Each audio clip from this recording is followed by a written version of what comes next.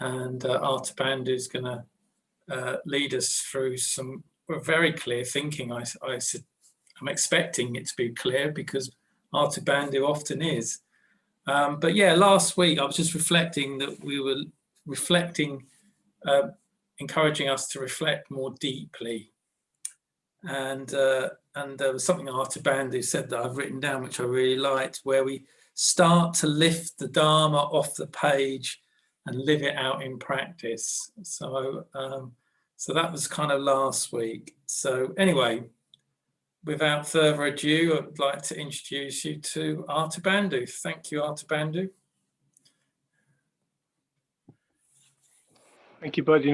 Nice to see everyone again.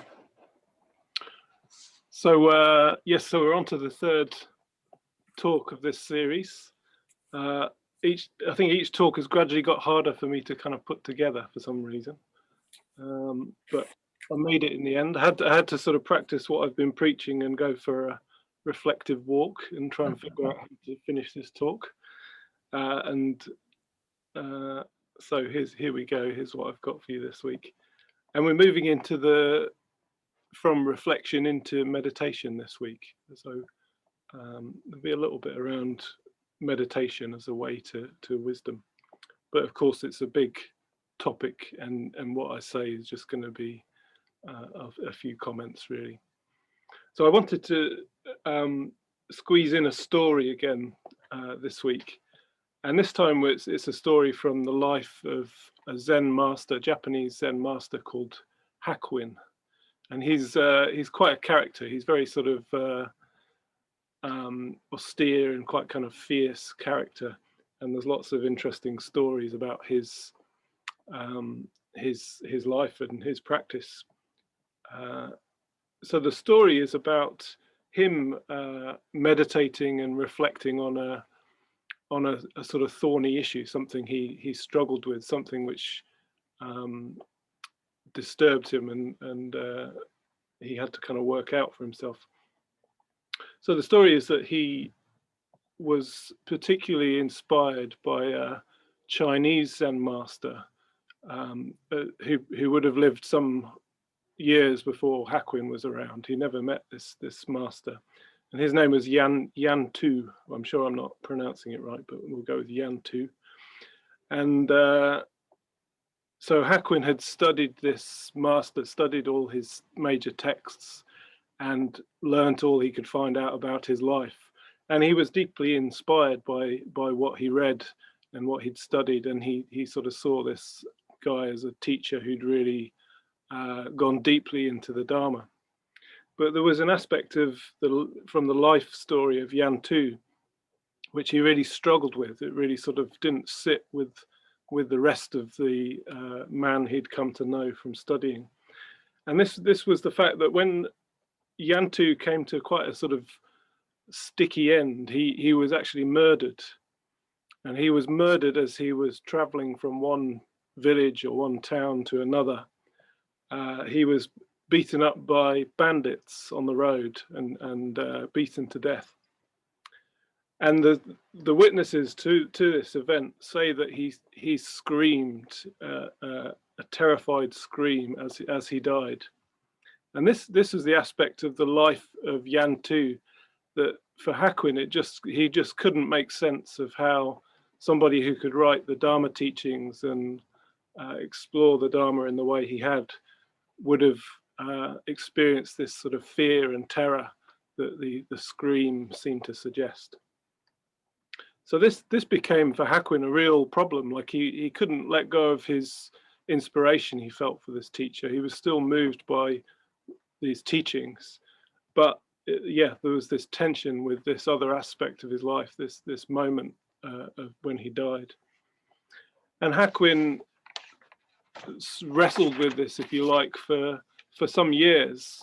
It was always a question for him as he was learning more about the Dharma and practicing meditation. This question was still there. How can what seems to be a realized Zen master have experienced fear or terror, or at least screamed in that way? And we're told that Hakuin kept up this kind of pursuit of just trying to understand this riddle, which it seemed to him to be. And then finally, it sort of comes to a crescendo. At the end of a long kind of meditation retreat, Hakuin has been sat in meditation for hours probably. And then he suddenly, all of a sudden, he just leaps off his cushion and shouts, "I am Yam Too."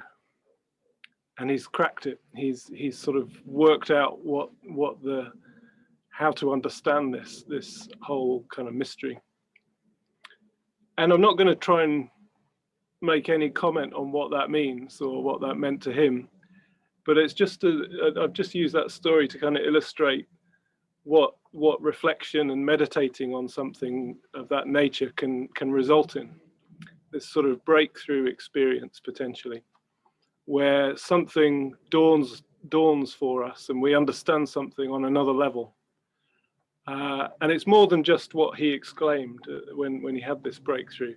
So I was thinking today that if someone had sort of come up to him before all this had happened and he said, "Well, all right, Hakuin, just save your time. The answer is that you are Yam Too." That wouldn't have done it. That isn't the same thing.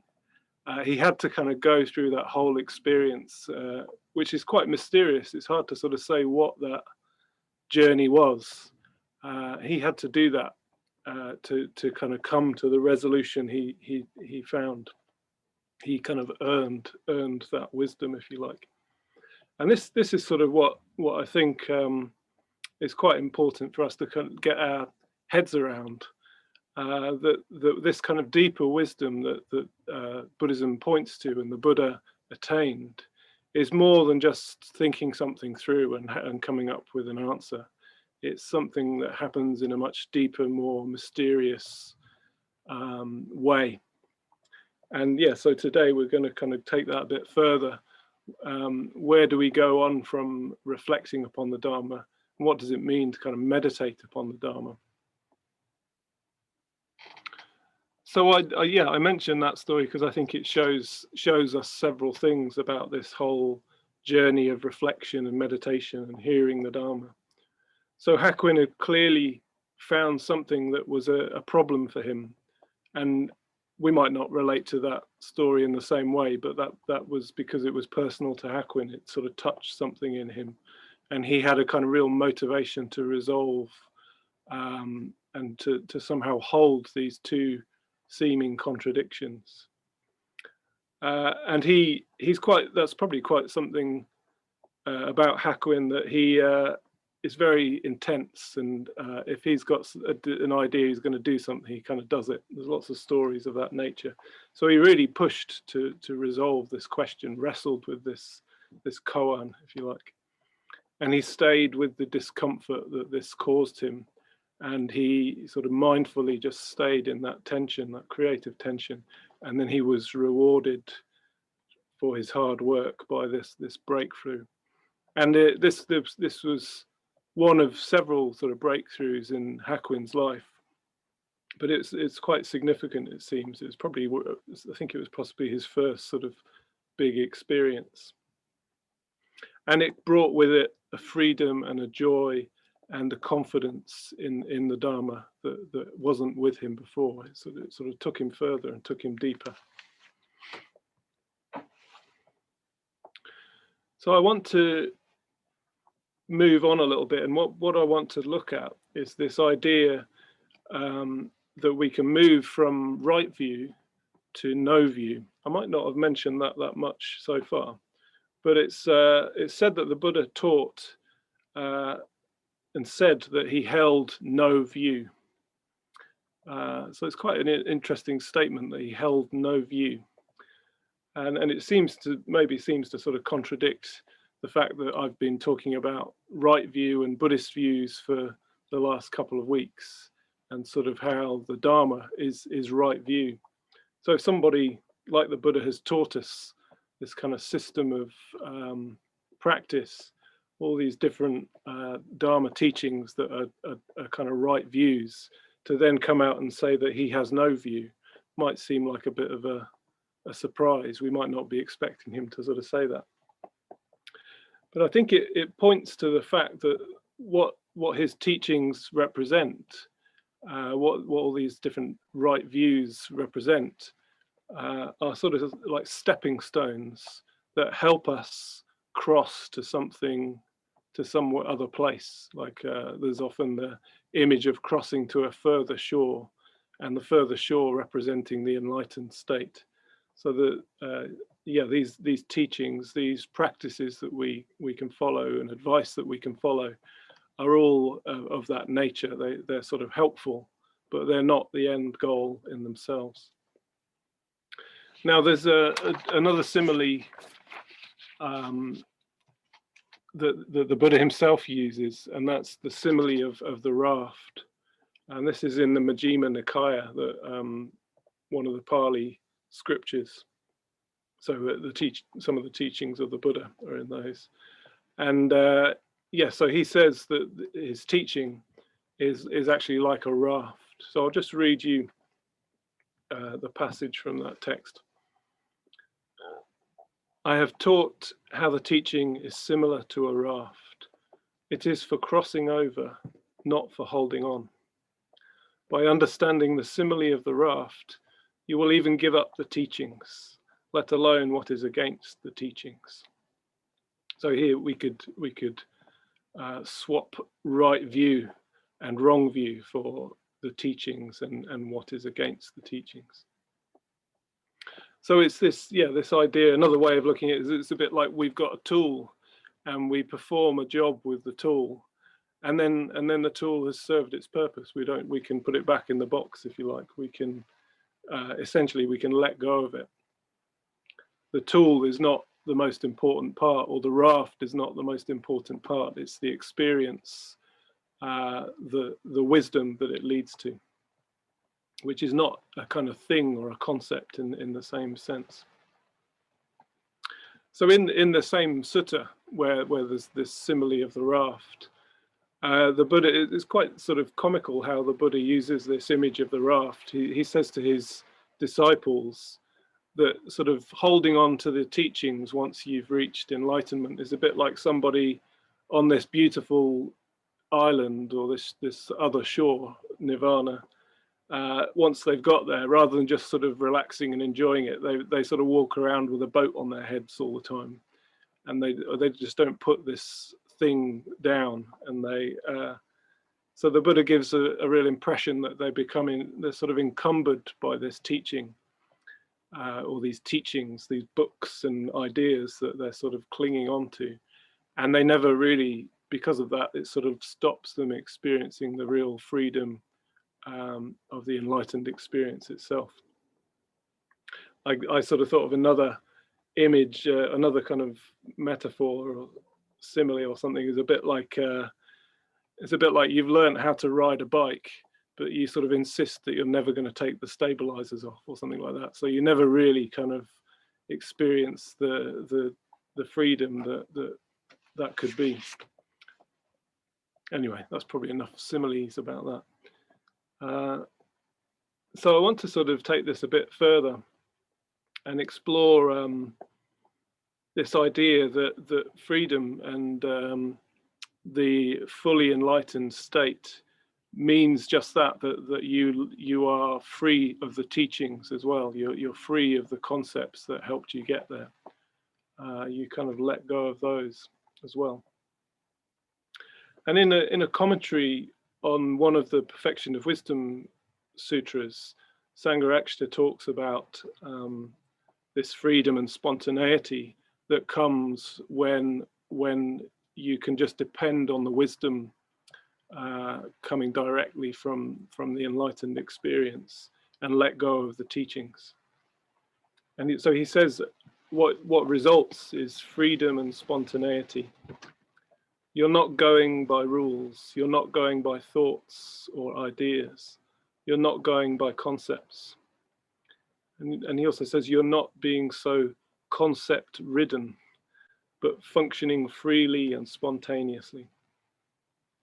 So I think it's quite important that we kind of imagine what this must be like. It's quite a different way of being to our ordinary state. I mean, and we probably can't hope to really get that right when we imagine that, but it's sort of an exercise in just sort of stretching what you believe is possible, and sort of realizing that nirvana is talking about something quite categorically different from our experience right now. So we're usually, if we think of being free of ideas and free of all the rules, and it might be that we conclude that that means we act quite irrationally if we're not sort of thinking things through or following some guidelines of some sort, or not giving it thought but just acting spontaneously. That probably sounds like kind of wild, careless action, which probably is quite good fun now and again, just to have a bit of that in your life. But if we want to sort of get somewhere, we need teachings, we need guidelines, we need some boundaries that have come from somewhere wise and can help us find the right direction to move in. But there comes a point where, for a Buddha in this case, that's not necessary. You don't need that any longer, and yet you can still behave quite spontaneously in a way that's wise and compassionate as well. So I just want to sort of drop that in, this sort of different mode of being that the enlightened person has and would have to life. So I'm going to follow this a bit further, but not with my own thoughts so much. I'm going to point you towards a few just little sections from a couple of texts that come from the Perfection of Wisdom sutras. And I think they describe this kind of letting go of concepts and views in a way that's quite poetic, quite beautiful, and quite sort of, it doesn't sort of, it's not philosophy, it's sort of can be quite helpful for reflection, because it's not of a sort of philosophical nature. It's trying to sort of evoke something for us imaginatively.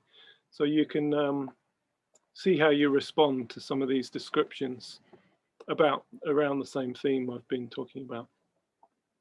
So the first one I'll share with you comes from the Heart Sutra. So if you've done a sevenfold puja with us at some stage, you would have experienced the Heart Sutra. Probably it's the text that's recited about the Bodhisattva of compassion, meditating deeply, seeing the emptiness of all five skandhas. It's the one that begins like that. So I've got two different translations of a verse that I kind of think is relevant here, and the one you'll be familiar with if you're familiar with our puja. So I'll read that one first. And it's talking about the Bodhisattva, or the enlightened being.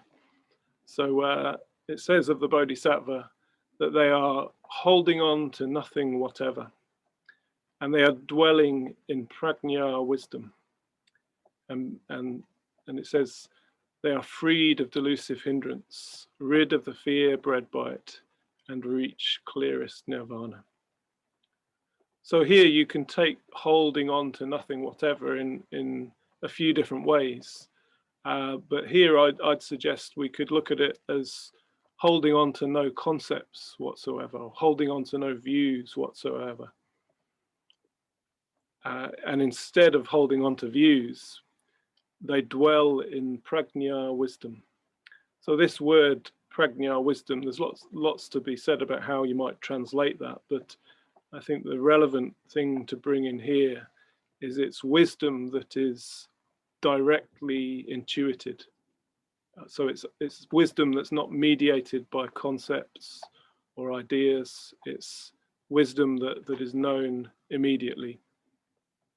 And that's the nature of the wisdom of the Buddhas. So I'll just read you another translation. So this is a translation from Shraddhapa, who's a Triratna order member. And yeah, I quite like what this, it just sort of adds a little bit more of a flavor for it. So he says, because a bodhisattva does not hold on to anything, but relies on the perfection of wisdom, they dwell with their mind unrestricted. Because their mind is unrestricted, they are not afraid. and they overcome deluded perceptions. This culminates in nirvana.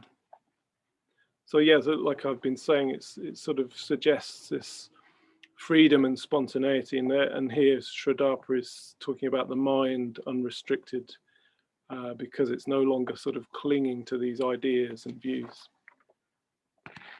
I've just got a couple more quotes for you. I'm not going to say very much about, but along the same theme.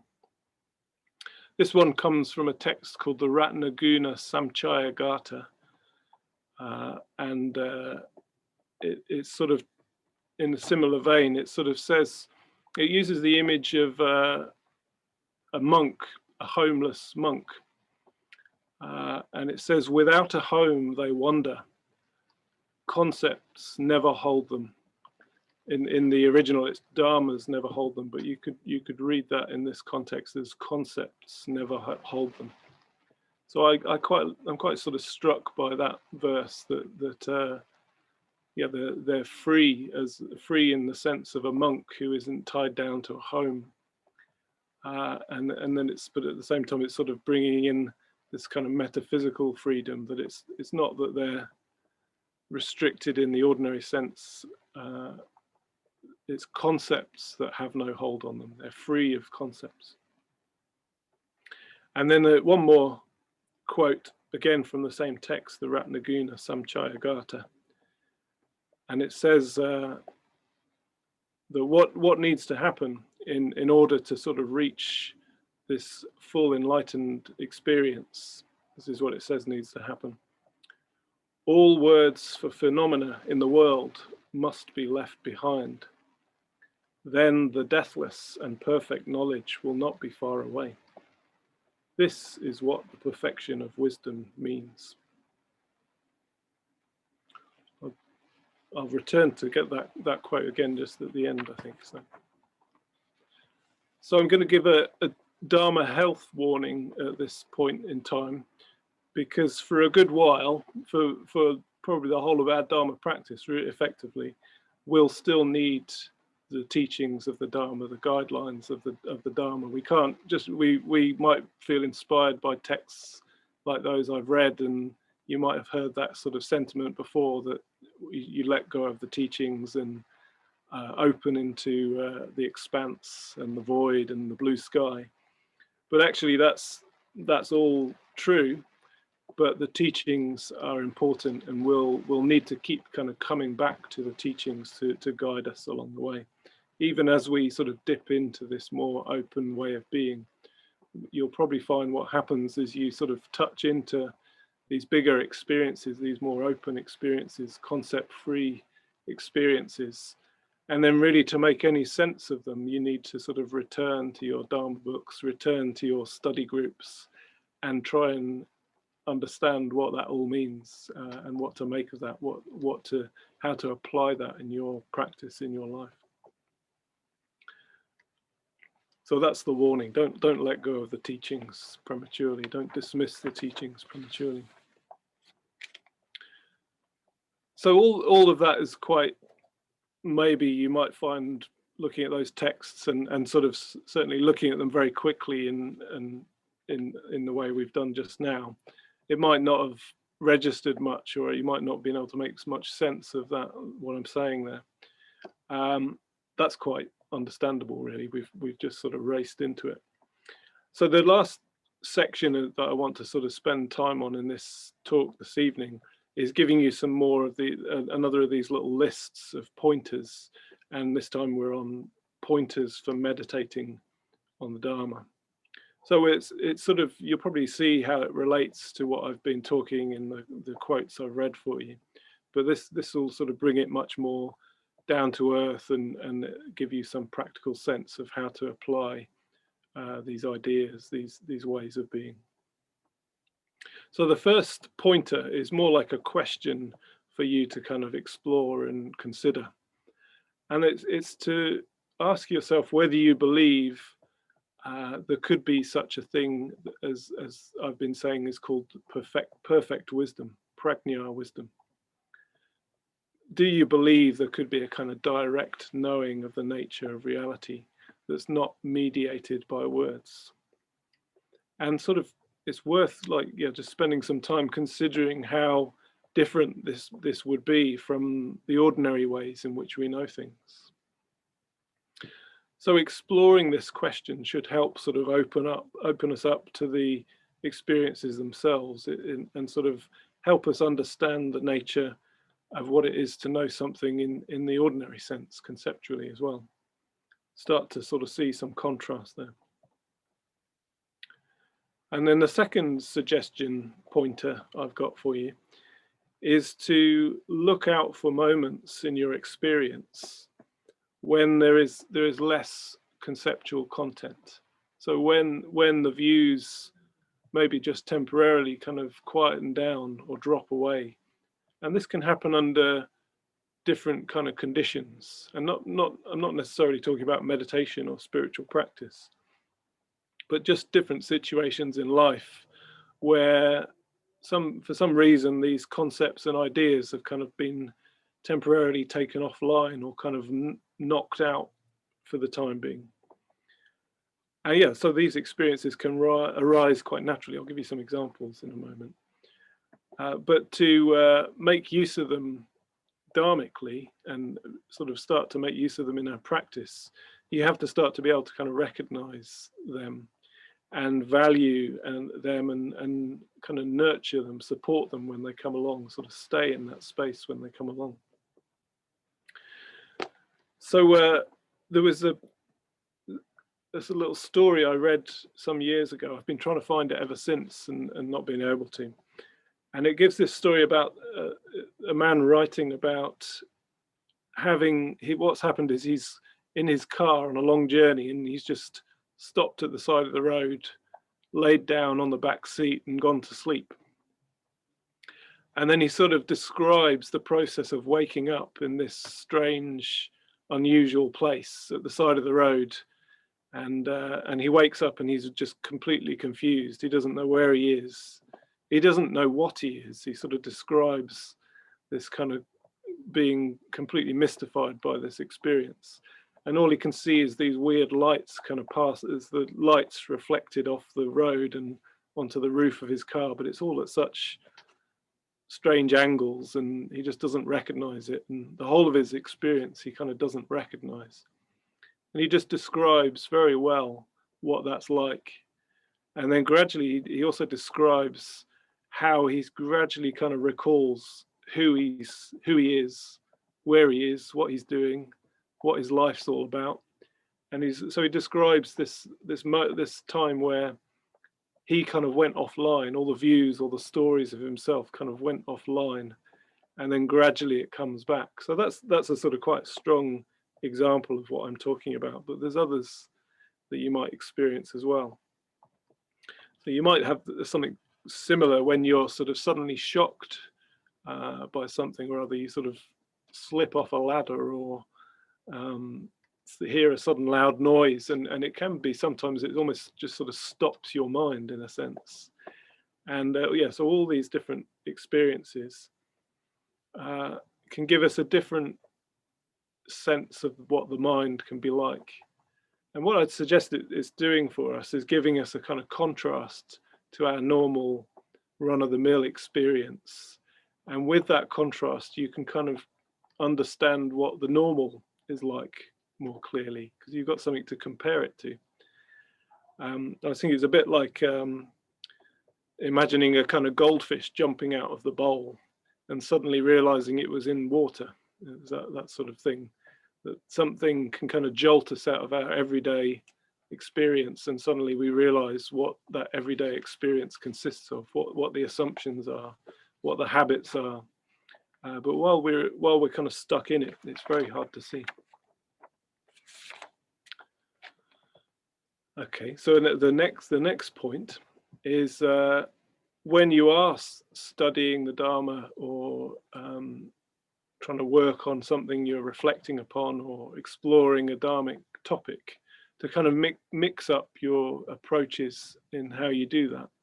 So it's I was doing it today, that I had this talk to write, and I just sort of sat there with my notepad and was thinking, right, I've got to work this out. I've got to sort of think this through and come up with a good idea. And okay, I'm just going to sit here until it happens and make that happen. And then I thought, oh, well, what I've been talking about is, you go for a walk, or you stop, or you sit and meditate, and you kind of let go of that willful approach to trying to get to the answer, and let go, stop, and just open. And there's another way, there's another approach, and that's sort of meditating. And it might be that you do a period of the just sitting practice, or the mindfulness of breathing, something where you just have this space where you can let go of the thing you're concerned with. And in a way, it doesn't necessarily go away. It might just be that it's being worked upon under the surface.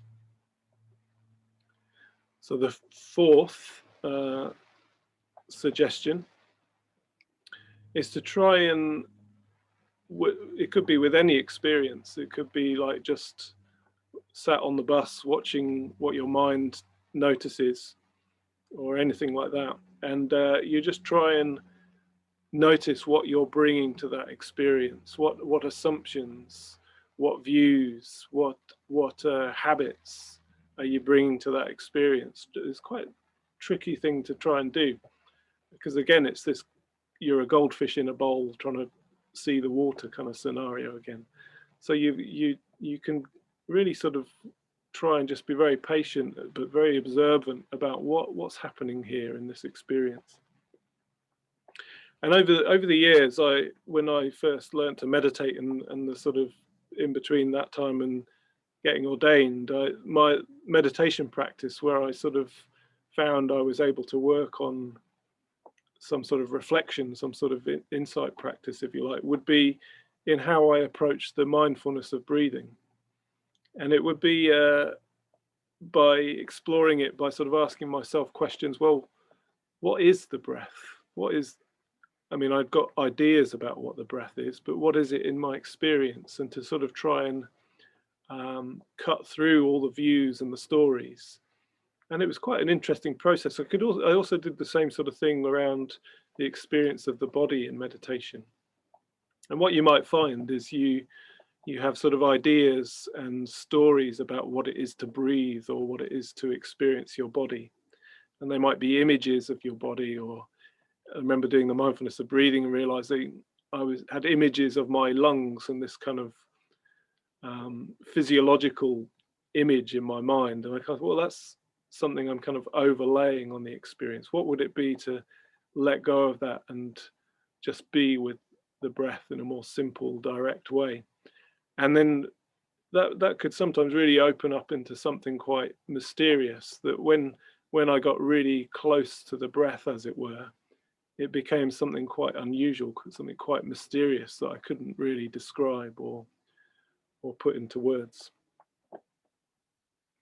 And sometimes that can be the way that when you're actually burrowing beneath the concepts and the views about an experience and getting more directly into the experience itself, you actually kind of get quite confused about what is this? And it just gets a bit weird. It's a bit hard to describe, but I was doing the 6 element practice recently, where you consider the earth element in your body. And this will probably be a bit like the Hakuin example, that the answer isn't going to sort of convey to you what it meant to me at the time. But I remember sort of the best thing I could write after the experience of just looking closely at my experience of the earth element in the body was to say that the closer I looked, the less earthy the earth element seemed to be. Anyway, that's not very clear what I'm trying to say there, but I'll leave that one alone. So my last point from this list is about being prepared for discomfort, anxiety, even fear, as you do this sort of letting go of the concepts approach in your exploration and meditation.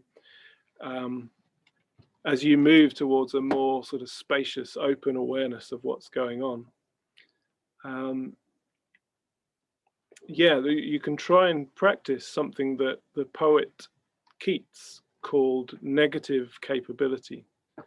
And this is being the ability to be in uncertainties, mysteries and doubts without any irritable reaching after fact and reason.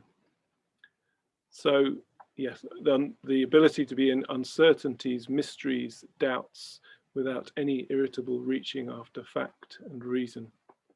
So the point is, when we start to sort of really look with fresh eyes and sort of really try and penetrate into what's actually going on in the experience, it gets quite strange and mysterious. We leave behind the familiar ways of looking at these experiences that felt quite sort of safe and straightforward, and we venture into the unknown. So this is why it might be sort of tinged with fear or anxiety. And that negative capability quote it features in the Philip Pullman stories. I don't know, some of you might be familiar with them. It's on the TV series His Dark Materials is the story I'm talking about. And in it there's something called the subtle knife. And in the story, the person who has the subtle knife has the power to cut through to other worlds and other dimensions. But to be able to do that, they're told that they need to practice this negative capability. They have to be able to be in this sort of uncertain state of mind, this mysterious position where they don't necessarily know what's going on. They have to be open to that. And if they are, they can open up this new world. They can kind of break through to something they've not experienced before. They can find a freedom that they've not known before. And for us, that can mean the possibility that we see beyond the ordinary and the mundane, and we start to sense what the Buddha saw. So I'll just leave you with those words from the Ratnaguna Samchayagata that I said I'd come back to. And they are: all words for phenomena in the world must be left behind. Then the deathless and perfect knowledge will not be far away. Okay.